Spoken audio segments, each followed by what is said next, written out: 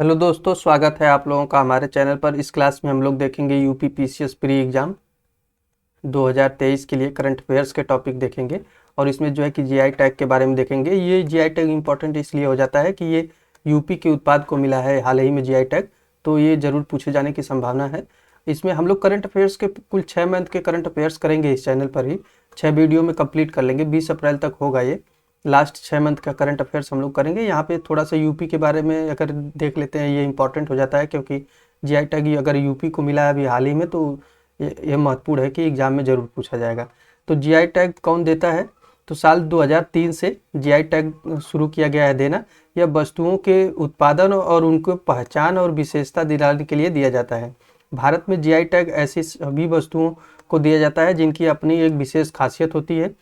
Tag विभिन्न राज्यों क्षेत्रों में पैदा होने वाली फसलों और वहाँ तैयार किए जाने वाले उत्पादों को विश्व में अपनी विशेष पहचान दिलाने के लिए किया जाता है।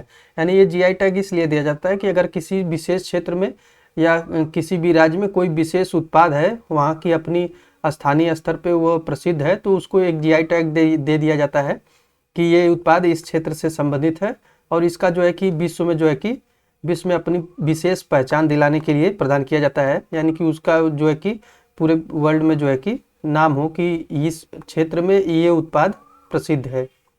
तो उसका एक फ़ायदा ये होता है कि इसमें जो है कि इसकी मार्केटिंग पूरे विश्व में होने लगती है। तो आइए देखते हैं कि निम्नलिखित में से कौन कौन उत्पादों को जीआई टैग दिया जाता है। यानी कौन कौन से उत्पाद है जिनको जीआई टैग दिया जाता है, यानी कि कौन से क्षेत्रों में। तो खेती से जुड़े उत्पाद, कृषि उत्पाद, चावल, गुड़, चाय, इन सभी में। प्राकृतिक उत्पाद, कपड़ा, हैंडीक्राफ्ट्स जैसे साड़ी, चद्दर, ये सब होते हैं उत्पाद। चमड़ा, फैनी, इत्र, खाद्य सामग्री, नमकीन, पेठा, लड्डू, रसगुल्ला, मुर्गा। तो ये सभी जो है कि क्षेत्र हैं कि इन क्षेत्रों में जो है कि जीआई टैग प्रदान किया जाता है। तो इसके बारे में पूछा जा सकता है। अभी हाल ही में जो यूपी के बनारसी पान को जो जीआई टैग मिला है, ये इम्पोर्टेंट है। वैसे बनारसी पान ज़्यादा फेमस है, सभी लोग जानते हैं।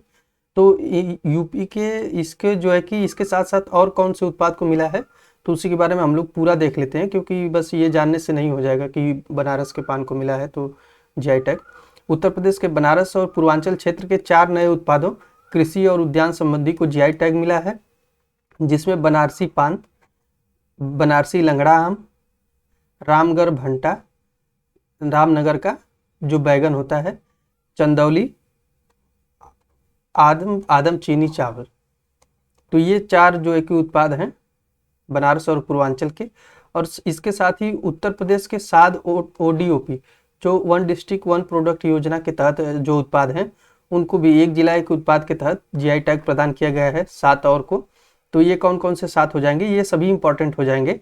जिसमें है कि गुड़ जो है कि मुजफ्फरनगर का फेमस है, ओडीओपी में सम्मिलित है। ताला अलीगढ़ का, तो ये भी फेमस हो जाएगा। हींग हाथरस की, सजर स्टोन कला बांदा का, ये सजर पत्थर होता है। और आंवला प्रतापगढ़ का फेमस हो जाएगा।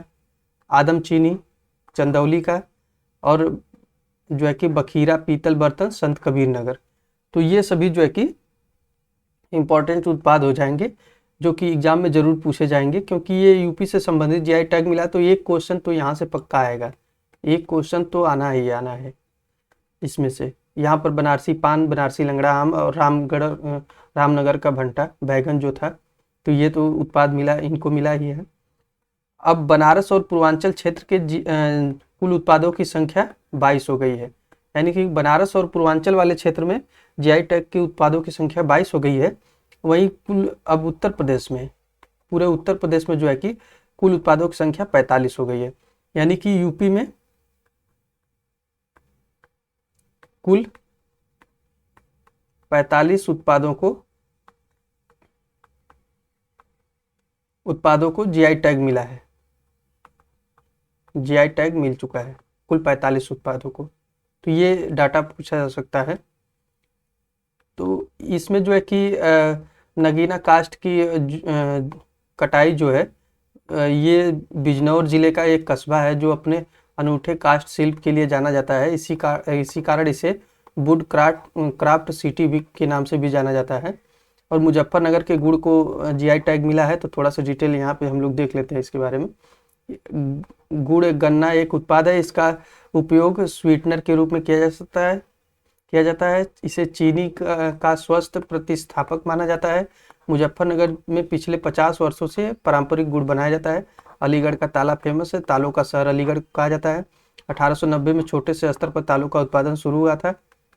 बाकी इन सभी चीज़ों के बारे में ज़्यादा डिटेल से देखने की जरूरत नहीं है, मैं PDF टेलीग्राम पे डाल दूंगा, अगर आप लोगों को देखना होगा तो वहाँ से पढ़ लीजिएगा। जैसे हाथरस की हींग, यह 100 वर्षों से हींग का बड़ा उत्पादक रहा है यहाँ पे, और यहाँ से जो है कि हींग का अफगानिस्तान, तजाकिस्तान, उज्बेकिस्तान जैसे देशों से आयात किया जाता था।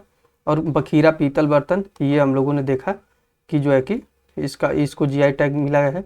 और प्रतापगढ़ का आंवला, जैसा कि पता है कि आंवला सबसे अधिक यूपी में प्रतापगढ़ में ही होता है।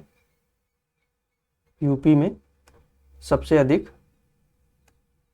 आंवले का उत्पादन प्रतापगढ़ में ही होता है।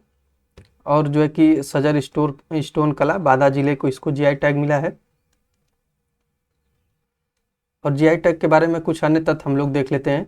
GI टैग ऐसे उत्पादों को दिया जाता है जिनका एक विशिष्ट भौगोलिक मूल क्षेत्र होता है, यानी किसी विशिष्ट भौगोलिक मूल क्षेत्र में अगर वो उत्पाद प्रसिद्ध है तो उसको GI टैग प्रदान कर दिया जाता है। इस उत्पादों की विशिष्ट विशेषताएं एवं प्रतिष्ठा इसी मूल क्षेत्र के कारण होती है, यानी कि जो उत्पाद होता है इसकी जो अपनी विशेषता या पहचान होती है उसी मूल क्षेत्र के कारण ही होती है। अंतर्राष्ट्रीय स्तर पर GI टैग का विनियमन विश्व व्यापार संगठन WTO के बौद्धिक संपदा अधिकारों के व्यापार संबंधी आयामों पर समझौते के तहत किया जाता है, यानी WTO के अंतर्गत जो बौद्धिक संपदा अधिकार है उसके तहत ये समझौते किए जाते हैं। वहीं राष्ट्रीय स्तर पर यानी कि भारत में वस्तुओं का भौगोलिक सूचक पंजीकरण संरक्षण अधिनियम जो बना है 1999 के तहत दिया जाता है, यानी भारत में भौगोलिक संकेतक जो GI टैग है ये वस्तुओं के भौगोलिक सूचक पंजीकरण संरक्षण अधिनियम 1999 वाला जो है उसके तहत दिया जाता है। वर्ष 2004 में दार्जिलिंग की टी जो है सबसे पहले GI टैग यही प्राप्त किया था, यानी कि अगर पूछा जाए क्वेश्चन की सबसे पहले GI टैग किसको प्रदान किया गया था तो दार्जिलिंग की जो चाय है उसको प्रदान किया गया था 2004 में सबसे पहले इसी को। GI टैग का पंजीकरण 10 वर्षों के लिए दिया जाता है, यानी जो GI टैग मिल रहा है ये 10 वर्षों के लिए मान्य होता है। यह टैग दूसरों के द्वारा किसी पंजीकृत GI के अधिनिकृत प्रयोग को रोकता है, यानी कि जिसको GI टैग मिल गया है अब उसका एक पंजीकरण हो चुका है और उसका उपयोग कोई दूसरा नहीं कर सकता है। टैग से उत्पादों को कानूनी संरक्षण मिलता है जिसके अंतर्गत निर्यात को भी बढ़ावा मिलता है। टैग उत्पादों के आर्थिक समृद्धि को बढ़ावा देता है, यानी किसी को GI टैग मिल जाता है तो उसका जो है कि उत्पादों का आर्थिक महत्व बढ़ जाता है और उनका निर्यात भी होने लगता है, उनकी मांग भी बढ़ जाती है। तो ये GI टैग से संबंधित कुछ एक छोटा सा टॉपिक था, इसको हम लोगों ने रिवीजन कर लिया है। अगर आप लोगों को टेस्ट सीरीज सॉल्व करनी है तो इस चैनल पर जो है कि टेस्ट सीरीज कराई गई है ध्येय और दृष्टि की, जाकर प्लेलिस्ट बनी है देख लीजिए सभी को, और इस चैनल को सब्सक्राइब कर लीजिए, वीडियो को लाइक और शेयर कर दीजिए। Thank you.